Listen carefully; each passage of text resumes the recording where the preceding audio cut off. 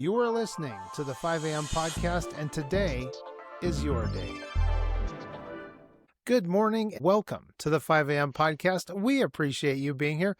Today, we have the privilege of speaking with a man whose life experience could fill several books. PeteATurner is a former military intelligence operative with over 70 months of service in combat zones and more than 1,000 combat patrols under his belt.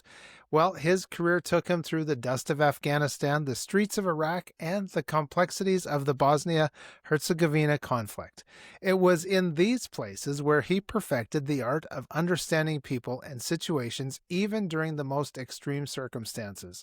But Pete did not stop there. Taking those hard-earned people skills, well, they were skills of human connection, and he created the Break It Down Show, a podcast approaching its 10th anniversary with over 1,500 episodes featuring Nobel Prize winners, gold medalists, and many in between. So when Pete isn't behind the microphone now asking the questions that others have missed, he's dedicating his time to save the brave, helping veterans battling PTSD. Now, a warm welcome to you wherever you are listening from. Please consider sharing this with 3 of your friends. I know that many are going to enjoy this conversation. And of course, a big thanks to those that have given us a 5-star review on your favorite podcast player. We do appreciate that. And of course, our friends that have ventured over to buymeacoffee.com/5am podcast for those delicious virtual cups of coffee this week and last. We do appreciate all levels of support. And now, Mr. PeteATurner, welcome to the 5 a.m. podcast. Wow, thanks, man. That's a hell of an intro. I really appreciate you taking the time to write that. And it means a lot to me to be able to be on someone else's air. I know what it takes to put these things together. Yes. So good morning to everybody. Thanks for listening. Yes. Well, it's always a pleasure to have these great conversations that we get to have on 5 a.m. podcast. And it's everybody has that value that it's worth the time that it takes to have some quality. Quality is always better than quantity, that's for sure. And so, Pete, we're just going to dive right into your military career. You've described yourself as a former spy. Can you kind of demystify that counterintelligence work and then what's actually entailed during your deployments? Yeah, counterintelligence is sort of a confusing word. Our job basically is to counter the other side's intelligence assets, Okay. right? So that could be a lot of things. And some of my peers have tried to count up the number of sub-disciplines in counterintelligence. Suffice to say, it's over 100 things. And we all are familiar with each other's work. And it always blows my mind, like when I talk to my friends who took a different path than I did, what they were doing and how they did it. You might be sitting on an international task force or a national task force with FBI and CIA, always other things, and then you're the Army counterintelligence guy. And that's just one example of what a counterintelligence person from the Army might do, right? There's also Department of Energy. Department of Energy has a counterintelligence bureau, right? Wow. So they're always trying to protect the U.S.'s assets in terms of energy. So there's a lot of different people. My particular field, I went out into the field outside the wire, and I talked to locals, trying to understand what was going on and reduce threat, reduce risk. It helped my commander win. Basically, I put it together 4 ways. My job was to help the commander win more and lose less, help the enemy lose more and win less. And often I would find a piece of information that would allow all 4 of those things to happen from that one bit of information. That's sort of the gold standard for me in my world. Wow. That's fascinating to hear and to get kind of that inside scoop. I wanted to ask you, if you were to compare your time then in Afghanistan, Iraq, and other places, there was obviously those different tactics for different people groups. And how did you develop these different tactics to be able to gather intelligence in all of these different places? That's a good question. And there's not a lot of training for it. So for me, my benefit was I was in the Army 3 different ways. I worked in the Army while I was a soldier. I worked with the Army when they hired me as a contract asset to augment who they already had there. Okay. And then I worked for the Department of the Army. So I wore a uniform, was sworn in and everything else, but I wasn't a soldier per se. I was a professional. And so I had all these different ways. What that allowed me to do, this is not design, this is just Hmm. misfortunate, good fortune. Yeah. But that allowed me to stay proximate to the ground. So I was able to go out and stay. I didn't promote away from the job. So I Mm. stayed at the ground level and I just got better and better and better. So if you think about like martial arts, Yes. when you are a soldier, you only have so much time on the ground to do the thing. So you become like a, like a solid, whatever, mid-tier belt, right? Yeah. A Right. yellow belt or something like that. But I stayed and I went to different places and I built up you know, a knowledge base that allowed me to outperform my peers. Because they'd show up and they would have, I mean, it's like, oh, bless your heart, you've got a year out and deployed, right? Like I've got more patrols than you have Mm. time being deployed at all, right? And so that accumulated knowledge allowed me to see things ahead of other people. It allowed me to predict the future because I had seen the past and Ah. seen how we behaved. And so for me, my development came through just hard-won experience, making a lot of mistakes, talking to commanders, understanding how to deal with all these different groups of people so that I could try to do my job as good as I could for the commander. Right. Now, what I was just taking a pause there because your audio level was just peaking a little bit, so hopefully it'll be okay. I My next question then is, what kind of skills did you learn and employ that developed human assets? Um, Say that again because I adjusted my Oh, volume. I'm sorry. I oh wanted to no, make sure that's I wasn't okay. too loud. Okay. Yeah, hang on one second here. So, what kind of skills did you need to learn or develop that were specific to actually developing, building relationships with the local assets? Yeah, I had to learn. The main thing I had to learn was how to build trust. Mm. And is the funny thing about my job is because you're not actually in the unit that you're working with, you're an add-on. You Yeah. have to build trust with that unit. Otherwise, they could kick you out of theater. They can not let you off the camp. They Mm. don't read your products, and so you're irrelevant. And if you're going to have a Wow. spy in your unit that's irrelevant, it just causes problems. Yeah. So the first thing I had to do was learn how to do that. But the same principle applied outside the camp. So I had to learn how to build trust. I had to learn how to do things that were atypical within military. I just had Stanley McChrystal on my show the other day, Yeah. and I told him, I said, I know the rules are we aren't supposed to go into a mosque, but if I got invited into a mosque, doing my job, doing what I do right in front of your face, I would walk into that mosque Yeah. because that's my job. And it's not the normal thing. It's against the rules technically, but I can't play by those rules and do my job. So the trust thing, being able to put my safety into the hands of sheikhs, warlords, elders, all kinds of people that I have to trust them so that they can trust me. And it's Hmm. on me as the person who's going into their area, into their family, into their village. It's on me to say, hey, you can trust me. I'm not going to create any harm for you. And Right. then they could say, you know what, Pete's a good dude. Let me introduce him to the next person in this chain. Uh, So that really is the primary thing. If I can build trust with the commander, some side of the American side, if I can build trust with those people, they'll allow hmm. me to work. The Yeah. same thing applies to the Afghans. If they trust me, they'll allow me to work, and I can do my job in trying to figure out how to put that slurry of winning more and losing less together. Yeah. Wow. And so you weren't in disguise. You were coming there in your, uh, you know, government supplied outfit, so to speak. And so what was that reception when you would be going in cold in some places? It's for sure a barrier that you have to master. However, anyone does it. What I'm wearing right now, if you guys can't see me, I'm wearing a ball cap and a t-shirt. That's a lot of times what I rolled around in. Pair of jeans, some boots. But I'd be with the army. They were sort of my gang that I rolled with. This is the norm. Like a lot of Yeah. different things happen, but that was the norm. So I wanted to look different. Yes, I had body armor with me, and it looked like army body armor. Yes, I had a helmet, but I wouldn't wear it. That's not my job, right? Again, like that's sort of against the rules, but my job is to be different. So when I would show up, I would never lie about who I was or what I was Hmm. doing, but I was always like, I'm with these guys, but I'm also here to listen to you. So that I created a contract where they could say, oh, this guy's different. I wasn't there worrying about being hurt. Here's the thing about spying. My job is dangerous. There's no way around that. So the only way I can do my job is to accept that it's dangerous and there was no way around that, and act like that. So I would look at the sheikh, and if he didn't have any gear on, guess what? I would take my gear off, even mid patrol, just put it on the ground and say, I'm like you.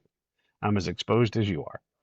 That willingness to do that, that willingness to be in danger and accepting it, that made a difference in how I looked at things, because I was no longer farming for danger and threat. I was farming for, how do I find people that can help me accomplish the mission that I have to do? Right. Wow. So do you think that personal intuition or your training took a larger role as you grew in your work? There really wasn't any training for me Yeah. to speak of. I mean, obviously, I went through Army courses and stuff, but most of it's very basic. Yeah. It's just the most basic things. Yes, I learned the craft of surveillance, but I Mm. was just a baby, when it comes Yeah. to being a surveillant. So when you think about the training, it wasn't like I went and learned karate for 5 years. Yes. I Right. didn't go learn Arabic for, like I had to go figure all this out on my own. Right. That means that my tool set is different. It's all custom tools. And the experience that I gained and the knowledge that I gathered from, like, again, I learned how to speak commander at a high level, because I had to understand what they needed so that I could speak to what they needed, and also be willing to hear their critique of me without getting my feelings hurt, so I Mm. can improve the product I gave them. Right. Because I was a very unique tool in their bag, but they're not taught how to use this tool. And so if I'm like, oh, I'm a grinder, and they're like, oh, I thought you were a shovel. I'm like, no, I'm a grinder, and you have to use me in this way. Then they go, oh, I get what you do. I know. You know what? It turns out I need a grind. And so Uh-huh. it's a very interesting thing where the relationships are the key for everything that I do. And so if you were to watch me work, Michael, you would think Pete's just talking to people all day. But that's exactly right. I'm talking to people all day long, Wow. and I'm trying to master what it takes to accomplish my mission. And that is constant rotating of relationships and Hmm. improving those relationships and repairing those relationships all the time. Right. So it sounds like there may have been a lot of silence and solitary moments for you. You mentioned the term being outside the wire. You had to be accepted not only by the locals, you had to be accepted by the unit that you were attached to. Can you talk about how you developed that skill of being okay with silence and that kind of singletary or solitary moments? Yeah. So there's quite often where I'd be on a team, but we're not a team sport, right? And so Yeah. I would say, hey, I'm going to get away from you guys and go over to this unit that needs my help. They don't need all of our help. They Uh, just need my help. And so quite often I would be a one-man element.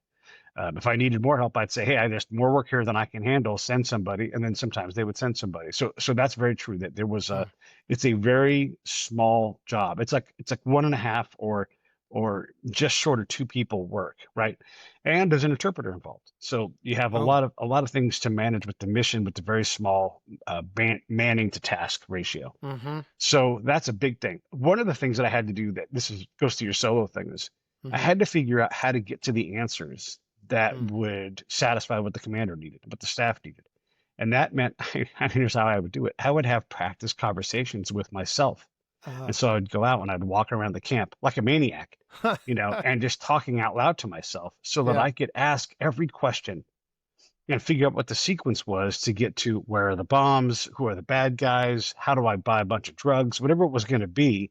Right. Because you don't start with, hello, I'm Pete, where are the bombs, right? Like Yeah. there's a conversation that has to be had. So even that was solitary, where I had to figure out what I thought the questions would be so that I could be ready. And then I go to my interpreter and say, here's what I'm trying to find out. Here's what I Right. think the questions are. What do you think? And then they go through their own process of figuring out how we're going to ask these questions.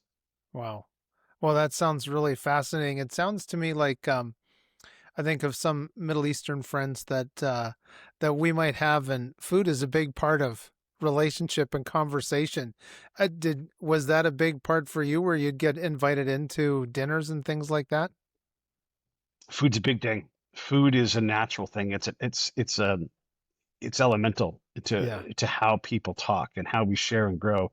And so yes, when you break bread with somebody, you create a bond that's different. Here's what I did. Here's the lesson that I learned. Like, this is the black belt lesson, right?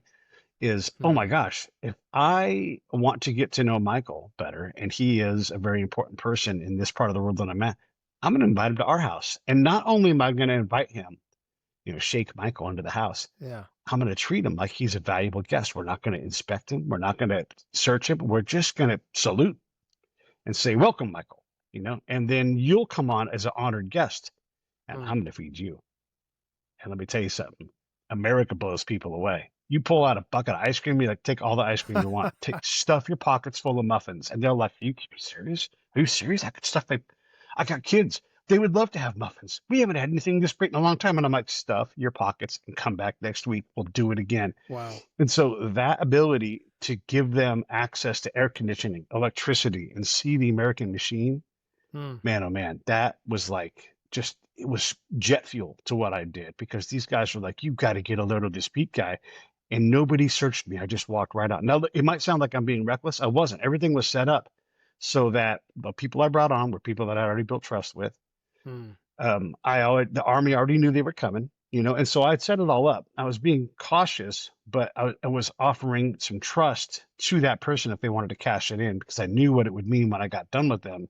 And the access that I would have after that would be much, much higher. And here's another thing is a lot of times I would find guys that we didn't know their face, right? So we would have a bio on them, but they'd be a shadow silhouette, because we've never seen this person. Right. And so I would meet the person. I would say, hey, here's what I want to do. And then bring them onto the camp. I blow their minds. And I would tell the commander, right around 3:30 in the afternoon, before dinner chow, why don't you swing through the chow hall? Might meet somebody there. And then they learned, like, all right, I'll come through. And so now I put the commander, this very important Iraqi or whoever's going to be, and myself in the same little circle. We know who he is. We know he's talking on his phone all the time. If his man is there with him, he's on the phone. So I've got someone listening to that guy. Yeah. And we're just gathering all this information, and years of access to these people. Nobody else has figured out how to crack that. I used food to do that. Wow. And so then you mentioned having an interpreter. So that sounds like that's another relationship where you have to build trust, because you got to know that you can trust what your interpreter is telling you. Yeah. You have to build a lot of trust, and we're not built for this. We're built to not trust our interpreters, even if they're green card holding Americans who've been in America longer than the soldier who they're sitting next to has been alive. Right. Right. We're like, well, I don't trust that guy. He's not us. It's like, no, that guy is you. That guy's a Kansas City Chiefs fan. You ever asked him? Yeah, He's got season tickets to the Chiefs. You think that guy's an American? Hell yeah. Even if it's a local guy, you have to find a way to trust him, because we're going to go on missions. And I would tell my local guys, it's like, you're going to work hard. We're going to leave the camp, and we don't get to be afraid of anything. We got to go out and do our job. And if they didn't want to do it, they wouldn't have to. I can go find them a different gig. But if they wanted to, I'd walk them over to the contractor office, the guy who held the contract for the interpreters, and I would say, hey, my man's never had a raise, ever. Let's get him one. And they go, oh, yeah, Pete, of course. Yeah, we're all authorized to give these guys raises. Like, it was nothing to them. Wow. But no one on the American side ever thought to walk that guy across the camp and say, hey, this guy needs more money, and bump him up from $400 to $500. Wow. You think about the difference that makes in the partner that I have now. And I respect their intelligence. I respect their knowledge of the culture that we're in. I respect them enough to say, here's what we're trying to do. I don't keep secrets from these guys, because they're going to be part me. And I need desperately for them to be part that person that we talk to and build that relationship. Even if it's a one-time relationship, I need that person free to wave me off and say, hey, give me a second. I'm talking to this guy. Because they now we're a team. And I treat them like that. And that's a very rare thing in the military. You don't see a lot of, we don't see anybody really treating that interpreter like a peer. Yeah. Wow. And so having over 1,000 combat patrols under your belt, what do you think the biggest change in your own personal military capability was from those beginning patrols to the ending patrols? Yeah. I think the biggest transformation was to not in any way look for threat. Just to completely reject it. If I walked into a new unit, if they were new to me or I was new to them, I would look at how they communicated on the wall, and I would always see the same thing: threat, threat, threat, threat, threat. And that's appropriate. That's what a commander's trying to win. They're trying to not, they've got these missions, and I'm only a little part of that. And so I would say, okay, these guys are over focused on threat. They're not working, because a lot of our fight, believe it or not, is trying to establish the state of Afghanistan, the state of Iraq. Right. So if the people that we're trying to help would never call the police, this world class that we're trying to train police department, well, then we're losing. And so how do we fix that, right? So I would look at these other things. I learned this over time, and it wasn't like a Genesis moment, but basically the way I describe this is a lot of my peers, and rightfully so, a lot of my peers are looking for a needle in a haystack. And I go, you guys do that. I'm going to go to that field of needles and just Yeah. scoop needles up with a shovel. And when the boss is like, Pete, I have too many needles, stop giving them to me. And I'm like, how about I Okay. go to another field and get you a different kind of needle? Great. But they never complained about the information I gave them because nobody else gave them this information, and it taught them how to use it, informed their ability to run their unit. And I'm not Superman. This is a very simple thing. It just took a long time to discover it. And again, I made all the mistakes. I learned so much from all the people around me and how to do these things better, how to help us. I learned how to help the commander tune his machine so it was more accurate. So we were, and a lot of what I did is this, we were less of a problem and more a part of the solution, if possible. Wow. That being part of the solution is really, really hard to pull off, but being less of a problem was something that I could reliably do with every unit. Yeah. Yeah. It almost sounds like treating the symptoms instead of actually curing the disease. Right. Yeah, exactly. You get it. So did you feel like maybe you were a bit of a chameleon at times? You know, I try to be truthful to my situation, but if I get served medium rare pork from a farmer in Bosnia, best pork in my life. You know, so there is a bit of that. I try not to, you can't say I never lie, but for the most part, I don't lie. I tell the truth. I say I'm from California, or at the time I was in Florida. I'm from Florida, or whatever it was. And I would try to relate to them in a way that made sense. You have to be honest about that. Here's one of the things that I think my peers don't get right is wherever I go in the battlefield, they are going to talk about me. Oh, I met the most amazing guy. His name is Pete. Oh, I met him too. And now they're talking about me. This is good for me to be known. One of my favorite things, one of my KPIs, my key performance indicators, is when someone from the intelligence shop comes running up all breathless. Pete, they know who you are and they want to kill you.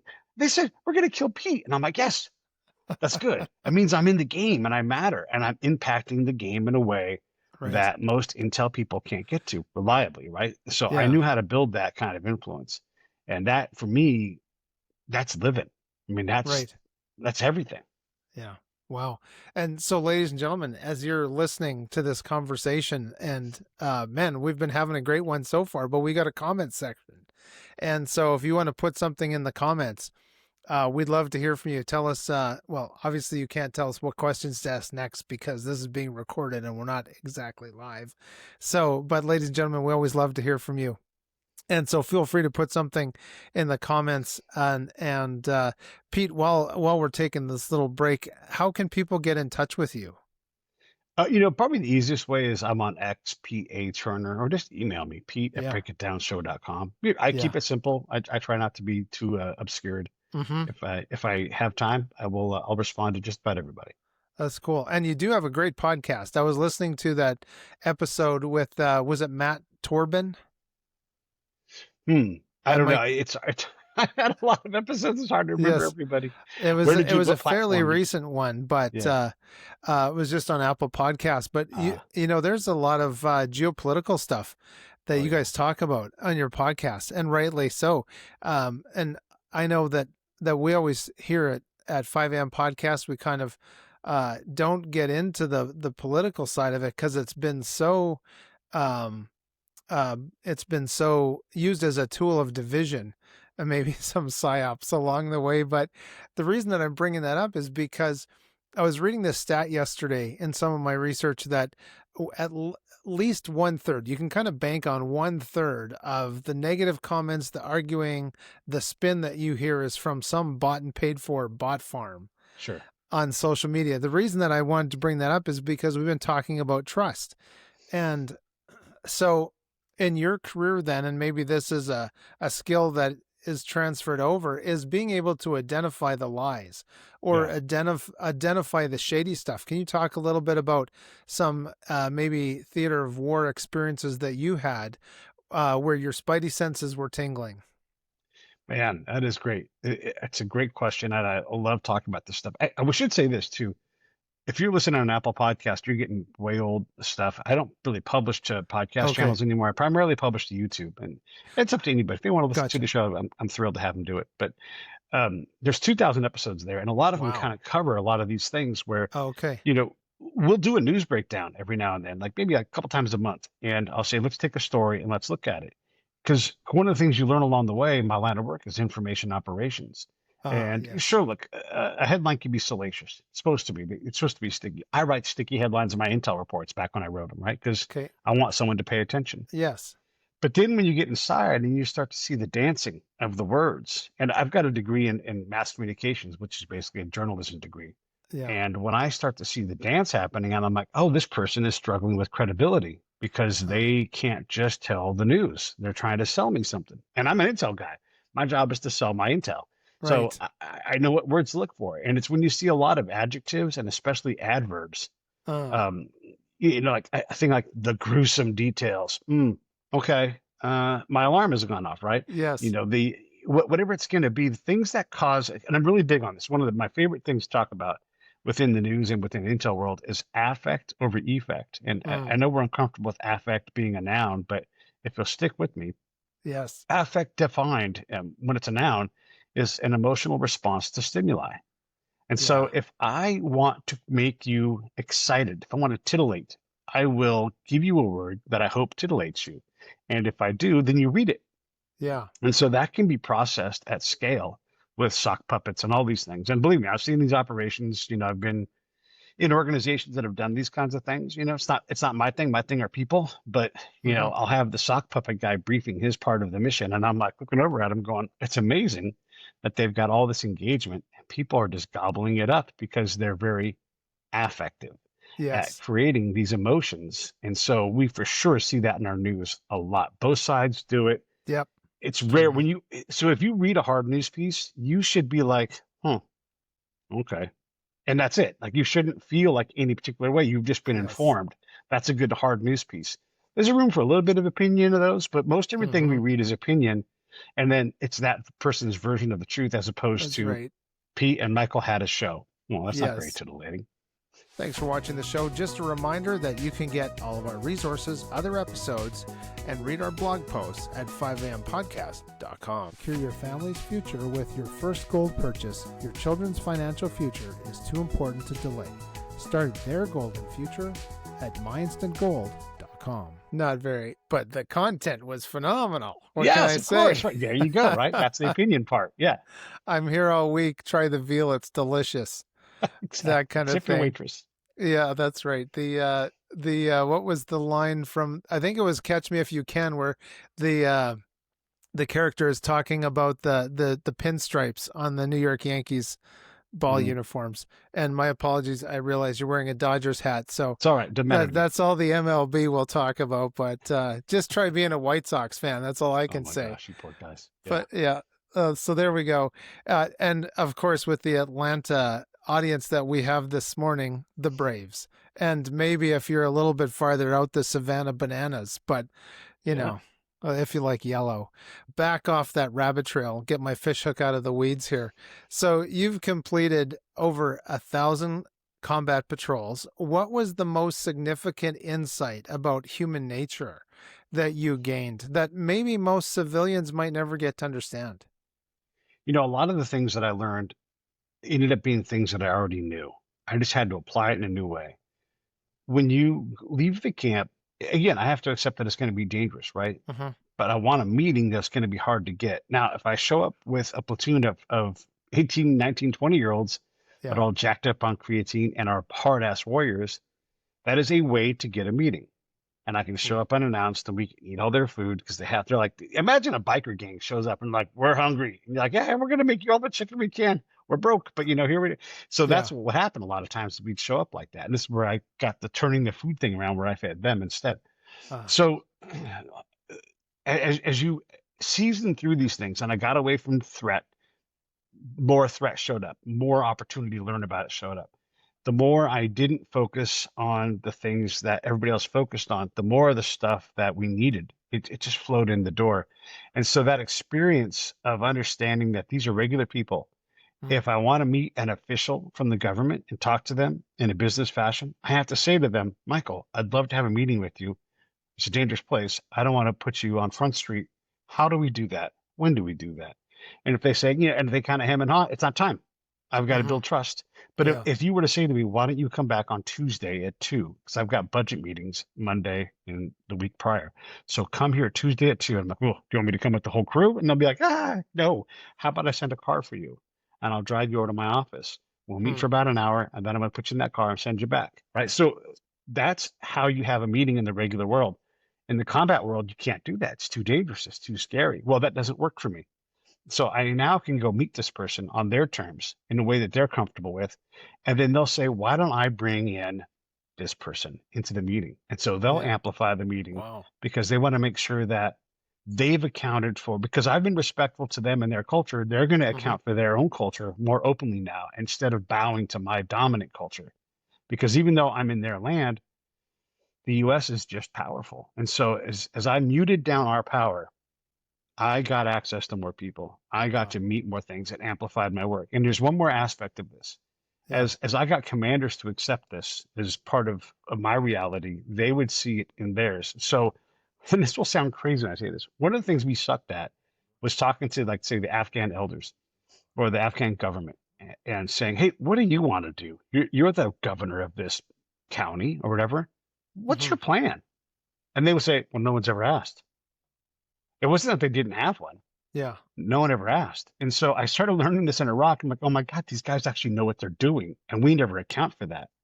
And so once I allowed them to be smart and then smarter than me and then lead me, oh my God, so the most critical thing I learned, and I'll shut up about this after this governor says to me, Pete, there's only room for one sword in the scabbard. I'm like, okay. He's like, so who's the sword? And I'm like, let me write that down. We'll take that to the boss and we'll find out. The boss was great. He's like, well, then it's the governor wants the lead. The governor's the sword. Have him tell us what to do. And it changed how we operated there. And look, it didn't work because we couldn't do enough of it. They were getting too close to leaving. But that approach applied over and over again and scaled and advanced. You got to graduate up the complexity scale when you're going to go to a place like Afghanistan and try to stabilize it. We never did that. And that's part of the failure was I could only get the commander up to speed fast enough. The commanders were great. I'm not saying anything bad about these guys. They were way better at being in the Army than I was. But what the lessons I had to teach them and the people I had to meet to teach them that lesson, I couldn't do it fast enough myself. There's just no way to do it. It needed to be an institutional thing, not a Pete thing. Right. Wow. So we've talked about that trust and that silence and how you were kind of that between so many people. Can you talk maybe about a story or one or two of where maybe things got a little hairy for you and you weren't sure if you're going to make it home for dinner? Man, I don't usually get too much into the danger side of these things because the other stuff's so fascinating. But fair enough, I would definitely talk about it because it is dangerous. And quite often I don't have. So look, I'm pretty good with a pistol. I'm like really handy. If you walk around 100 yards out and we're in a gunfight, you're probably going to die. Like I'm really good. Right. But if I get into a gunfight, I can't go back to that area. As much as spies on TV and movies get into all these things, and James Bond blows up an entire city block driving a tank around. That's right. You can't go back. Matter of fact, you got to go stand in front of a congressional board and be like, "Why did you do that?" So we are open up to danger, and you rely on other people, and it gets really scary. There's times where I'm focused 100% on the mission that I'm on, and we're in a very dangerous neighborhood, and I've got a solid infantry E5 looking the other direction. I'm completely trusting that person to look out for me. And there's sometimes like, you should have seen the crowd. They told me, but I can't even focus on it. So a lot of times the threat was reduced because someone else took that mission for me so that I could be focused. And it's an amazing dance for me to be able to say to that E5, you're integral to what I'm doing, because they don't see the big picture, right? Because that's not their job. They're my personal security person, and it's incredible. So that's the first thing I'd say about that is I had a lot of amazing people looking out for me and trying to keep me free to do what I needed to do, but also working with me so that I could be free enough to do what I had to do. And it's an amazing balance. So we got a tasking, and a lot of my taskings are, Pete, we'd sure love it if you could figure out some way to, and then it'd be this really random thing. And so they sent me and another guy up north in Iraq to go look into bottling water because we were spending a lot of money on bottled water. We were trying to find out Okay. suppliers. And so they sent us up there just to kind of fact find, which doesn't seem like that's very spy-like, but it's a very dangerous place. They were going to give us zero support to do this, Oh, and they were hoping that we would come back with any kind of an answer. And so we went up. But at that time, the Al Qaeda guys were setting up false checkpoints, and they were whacking people oh, actively. And wow. so there's also the implied tasking of if you come across the checkpoint, watch out, and maybe you'll get involved in that thing, and it wouldn't be the worst thing for them, right? So we come across a checkpoint, and we don't know if it's legitimate or not. It doesn't matter if anybody has uniforms; you just don't know. And it Mm-hmm. was dicey, let me tell you, because it easily could have turned into a gunfight. And there were three of us, and one of us was out of the car, the interpreter talking for us. He was our mouthpiece 100%. Wow. And we were in the car with our weapons off safe, fingers on triggers, pulling the slack, and Hmm. waiting to see if we were going to get into a gunfight. And it was not in our hands. It was in the hands of our interpreter. So when I talk about trusting my interpreter, Yeah. that's it. And by the way, my interpreter is right in front of me. So I'm trying, like, when I start shooting, right, which was I had to think of this. Yes. I'm going to do my best to not kill my interpreter, but it's a good chance that they're going to get left behind, and I'll have to do what's called the dead driver drills, when I throw my leg over the hump of the car, mash the accelerator, turn the wheel, and then get the hell out of there, and Yeah. likely not make it because there was, we were in between two different points of the checkpoint, Wow. and it's just crazy, right? So, whew, it was Yeah. it was intense. We made it, and our interpreter, a guy named Johnny Walker, he got us out of the mess, and he's like, brother, they are very respectful of you now. I fixed it." And so, that's the thing with interpreters and danger, is that worked out. But if I would have been dead 20 years ago, Yeah. you would never have heard of me. And so Right. it worked out. It worked out. Yeah. Wow. So you've mentioned that nobody can talk modern war like you can, and I believe that claim for sure. What crucial misunderstanding, maybe about modern warfare, do you think is most prevalent in the public discourse nowadays? It moves around quite a bit, and modern war has become something different. Like right now, Ukraine has done light Mm. years of work in how to use drones to fend off a Yes. bigger foe, right? So modern war can be a lot of things. We're seeing what's happened with information operations and the terrorist group Hamas taking on a state of Hmm. Israel, and having now other states that never would have legitimized Hamas's state now considering recognizing them. Oh my gosh, that's Yeah. a form of warfare. It's information war, right? Hmm. So we're seeing a lot of those things. And what we don't realize here in the United States, because we're so powerful, is that nobody wants to go toe to toe with us. As much as we want the Russians to line up with the Americans and we take them on in the Fulda Gap, that ain't going to happen. So they're not going to fight us that way. The Chinese aren't going to fight us that way. So they're Mm. going to fight us in different ways. And so you have to think socially, culturally, politically. And we hate this, but one of the things that matters in almost every other country is religion. And Yeah. there's some kind of religious aspect that we not only ignore, but completely remove from our thought process. And so the Taliban whip us with it all the time. They beat Mm. us with religion every single day in Afghanistan, every single day, because we Wow. don't think it's important. And yet it's vital. I mean, you think about this, the thing I always say is, when we were in Afghanistan, the name of the country was the Islamic Republic of Afghanistan. It's in the title of the country, and it says Right. Allah Akbar on the Iraqi flag. So we act like that doesn't matter. Let me tell you something. It does. And even though Iraq isn't a very religious place, the history of that place is religion, and Hmm. it's powerful. And they're proud of who they are and where they come from. And whether or not they go to mosque every day or pray 5 times a day is really irrelevant. It's how they see their world in a lens that we don't. We take off and act like nobody else has it either. Yeah. Wow. Yeah, that's a great answer, and it's really informative too, because we have to understand, we can't look at every situation through an American lens, because there's just so many other lenses in play. And I've got a good friend, his family are over in Russia right now visiting family, Yeah. and they were there last summer as well. And you were talking about the drone warfare, and so my friend George was talking about this fellow. I think he was connected to the family, the wife's family, and just the amount of fear that he had from anything that sounded like a drone. Sure. Yeah. Like that will live on in so many people's minds, and just the way that war evolves. I'll move on to the next question. I was kind of Yeah. thinking about a couple different things, but with your extensive But let me say experience. something on that, Yeah, because I go think ahead. this Go will ahead. be valuable. So we have this all-powerful army, and Hmm. I'll be on a foot patrol, and let me tell you, it feels good to have a Kiowa fly overhead, Okay. and like let everybody know Americans are here, Yeah. right? But it changes the air in the room. So when I go talk to that sheikh, he's just been cowed by us. Uh, Now I've got to talk to this guy and say, oh no, we're not the problem, yeah. you know?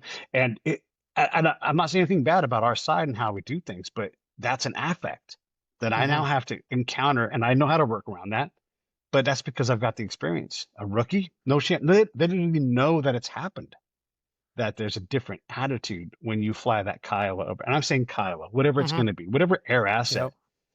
it is terrifying to them, right? Like your Yeah. buddy was in Russia. That makes my job different and harder, really, Yeah. but it's workable. But now I've got to find a way around that because we craved that security. That's fine, Yes. right? But there's a Yeah. cost for it. Yeah, right. And it was I will give you a personal experience of being a civilian. We were on the so my wife and I, a few cousins, we were on the a river that is like the border between Ontario and Minnesota. Hmm. And so looking out and for 40 years of going to that place, I'd never seen air assets in the sky over this international boundary. And to hear the thump, thump, thump, which I've always liked because I love aviation, Sure. but to look up and to see a Black Hawk, a sand colored Black Hawk flying through this area, I mean, I can maybe 10% understand what you're saying that the locals felt like with this show of force. And for us, it was just a Blackhawk that you might see as a static display at an air show. But to Right. actually see the door open and guys sitting there patrolling the northern border and thinking, okay, well, I do feel safer, but at the same time, it's a little bit of a threatening experience. So that show of force, I'm sure, is something that you constantly had to overcome. Yeah. Yeah. Yeah. Wild. Yeah. Uh, And there's a thing in that called the ground truth. And so we may think, oh, it's no big deal. It's a Black Hawk. They're not even weapons in the doors, mhm. but it doesn't matter. It's No, what it does doesn't. that farmer in Thunder Bay think? Yeah, You know? exactly. Yeah. Yeah, that show of force. And too, in one of your recent broadcasts you were talking about the people that are actually being intercepted by US border protective services coming from the northern border now. So I get it. Yeah. Anyway, I don't want to get too much into the Yeah. Yeah. politics because that it's just not our thing. I mean, we could talk about it for hours, I'm sure, but I do want to ask you about the signs of collapse that you might have seen in Afghanistan. I think you alluded to it a little bit, um, where those signs of collapse may have been visible to you, but maybe they were missed by policymakers. For sure. Well, one thing you have to think about, and like I said, I just had Stan McChrystal on my show, and we both agreed the distance between him and me Hmm, was too great. I could never say, I need to talk to Stan, right. and he would never come out to see me. He might get a piece of my report, but it could be two words taken out of context. And I've Hmm, seen that happen where I'm like, well, those are my words, but that's not the intent of those words, right? yeah, right. So there was a lot of the bad information that we spread around, the lies that we sold ourselves created problems in how we acted. And I'll just give you a basic story. So there was Yes. I'm in this remote district, which is, it's like a county, and we're off the main route in Afghanistan, which means a lot. That means that there's no roads, no modern anything. It's mud Okay. huts, and these people get along fine. They're farmers. They're good, but it's Taliban country too. So we're trying to sort out something that's really challenging, and we're on patrol, and we get no gunfight, and the Afghan police are returning fire along with the Afghan forces in general. We don't really get too involved in it, but either way. So Okay. I want to go talk to the chief of police, and I say to him, what's going to happen now? You guys got into this firefight. I know you don't have a lot of provisions out here. What are you going to do to get ammo? Oh, Pete, it's no big deal. Just like you guys, I fill out a request and it'll go up and then they'll send some ammo out in a couple of weeks. And I'm like, you got enough to get by for a couple of weeks? Like, probably not. But if we need more, we'll just make a bigger deal out of it. But for right now, we're all right.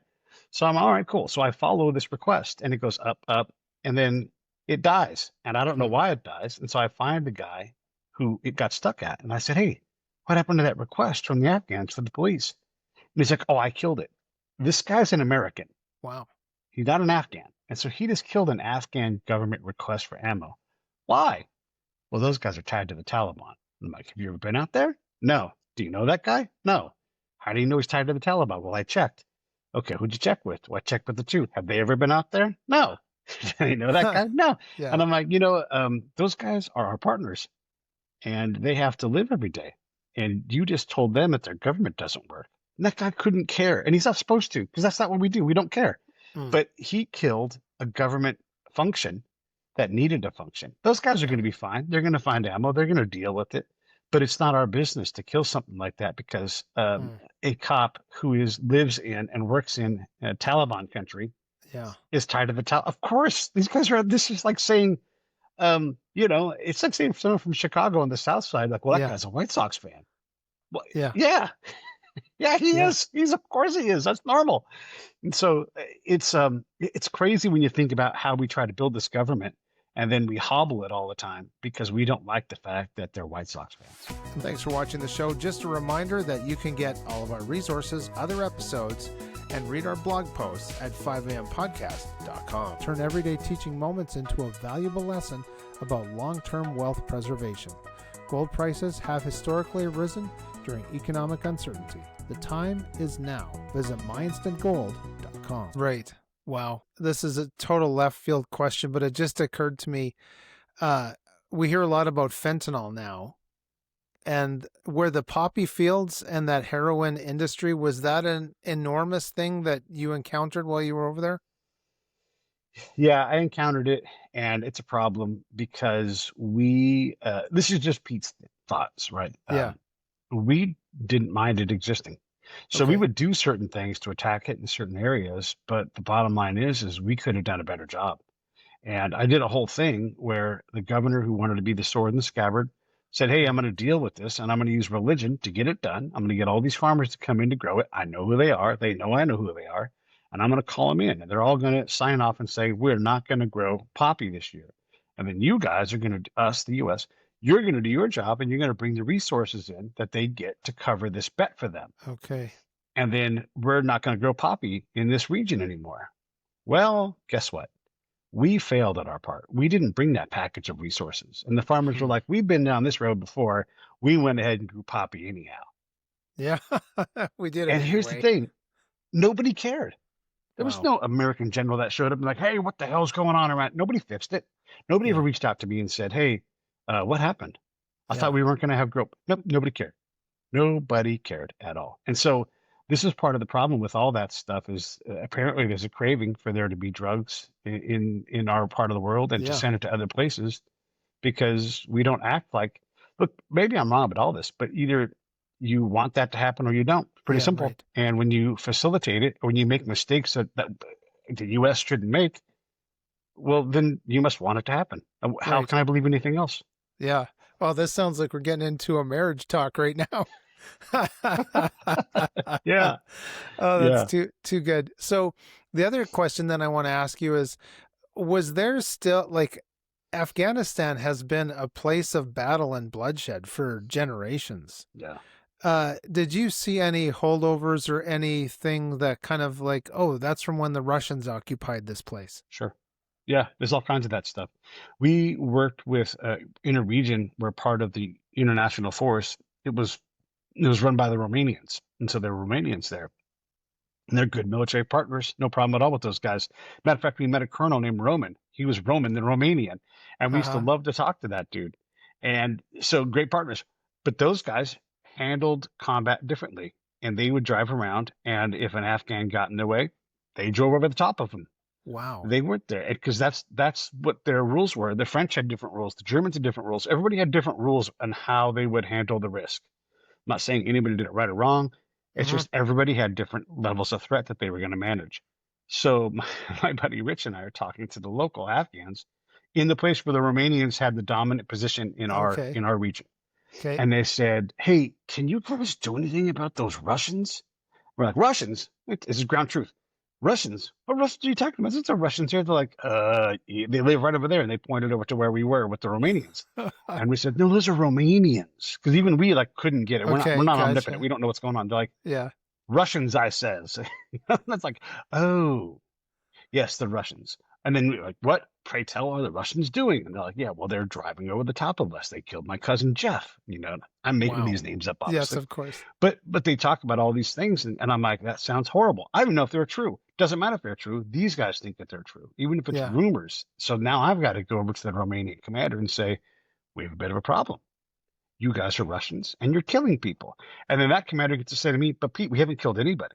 We've not killed a soul. Not in 6 months. We've not shot anybody. We've not ran over anybody. It's not happened at all. And I'm like, hey, man, I don't know. I'm just telling you there is this perception, and maybe that's causing a problem for you and your post, And so then we start to look at what the bigger problem may or may not be. Maybe we put no attention on it at all. Maybe I dig deeper. Maybe, who Yes. knows, right? But that is a thing about intel collection is you might find something out and it might be a rabbit trail that leads you to nothing. But it might be the thing that leads you to a place where you're like, oh my gosh, we can communicate our way through this instead of having this conflict in this one area. We can Yeah. just calm things down by getting a couple of elders in here and say, hey, these Romanians, we've seen the records and we're going to be watchdogs from now on, right? And we would invite that all day long. Like, yeah, you bring your watchdog in here because that's consumption of our product. Huh. But it's very hard to get commanders to reliably accept that it's in reality. It's not real to them, and so Yeah. they don't understand fast enough how important it is to use that as an Mm-hmm. opportunity to create stability. Right. Wow. So, having been immersed in so many different cultures during your military service, looking back, how do you think that's maybe influenced your own ability now to connect with diverse communities and mindsets and ideologies? Yeah, I mean that's sort of my job, right? Like when Yeah. you and you do this, we interview people, and I'm going to say something that's new to you if I've done my job and you've done your job to bring an interesting guest on, and you've got to sit with that. And I Yeah. call it miscomfort. It's not uncomfortable. Yeah. You just don't know it. It's unfamiliar to you. Right. And so when I Yes. sit down with the Iraqis, okay, so let me back up. We don't get very good, if any, cultural training. It's usually the same basic stuff they taught us 100 years ago, and it's not improved. We're in the same 12 phrases, and it's just Right. not good enough for a guy in my field. Good enough for someone who's going to be a cook or going to do Yeah. logistics. They're not going to interact with the folks that much. But for me, I need something a lot more involved and in depth. And so what I realized was if I can use your cultural path to accomplish my mission, no matter how uncomfortable that is for me, if I can A to B with you on your path, well, then that's Hmm. my job because I'm going to get what I want and it's going to cost you less culturally. And so that's why when I Yeah. book a appointment with somebody, I'm like, how do we do this your way? How do I keep you off of Front Street? How do I, and then they say, Yeah. oh, it's no big deal. All of a sudden now it's easy to have a meeting. I've got to be uncomfortable going to that meeting Yes. without Right. security. But that's part of that whole thing is to use culture to accomplish the thing that I want to accomplish without having to force you onto my cultural path, if possible. Sometimes Yeah. you just drive over the top of people. Legitimately, sometimes you have to do that and go the Romanian route. Right. But don't start there. Yeah. So this the week we're recording this is going to be played the following Wednesday, and it is alleged that there's going to be a meeting in Alaska about the Ukraine Russia special Yes. operation conflict, whatever it's going to be called, with Right. the news that we hear, like your the gross details as opposed to just regular details. Are there maybe some crucial aspects of this military operation or conflict that you believe have been underreported? Ukrainian corruption. Interesting. It's so bad. Everybody will tell you they made progress, but there has Okay. to be a line of like, hey, yeah, you got better. You just totally suck at it now. Yeah. It's Right. terrible. One of the problems with investing in Ukraine, I happen to have a particular amount of knowledge in this area, Okay. is that no business wants to invest in an environment where their investment is at risk. And so, Yeah. because Right. Ukraine has shown a willingness to go after its own businesses and turn them into state assets, throw a bunch of people in jail, put a bunch of people in front of the judge, and then all of a sudden go, oopsie daisy, sorry, you can have everything back now. That's going to make, I don't know, IBM, whoever it's going to be, it's going to make them nervous. So when this happens, let's say that you run a flour plant and you process wheat into flour, and the state takes over your power plant and they don't know how to run it. And so you're in another country because you're an oligarch and everybody hates you. And your guys there are pros. They know how to run it, but now they're all in prison. It's all temporary, but it sucks for them. And then when Ukraine comes back and says, hey, can you bring those guys back out of jail so they can run this flour plant that we have? Meanwhile, I'm going to court, and I go to the Ukrainian court, and it's all fixed. And so unless I pay the judge, I'm going to lose that decision. And so sometimes those cases leak out into the bigger European court. That's like one of their higher courts they can go to. So I can get a letter saying, hey, that's a bunch of nonsense that you guys just pulled on Michael's flour plant. You're going to have to give that thing back plus this money. Well, you have to be able to enforce that in Ukraine. And so Ukraine's like, no, we're not doing that. Matter of fact, we're going to take over the flour plant again, even though we just gave it back. And so that kind of corruption, and it's all about money. If you pay the next judge up high enough, that's great. It'll get elevated by the Ukraine side of the equation, and you have to pay money again. If you can just pay your way through it, well, then you can have your stuff back. No corporation is eager to get involved with that. And there's no solution right now that I know of that's going to prevent it. Wow. And there's no way that someone like Zelensky hasn't pocketed hundreds of millions of dollars of our money. Yeah. Well, from some friends and acquaintances in Europe, the stories you hear of who's driving the Maybachs and the fancy vehicles. Yeah.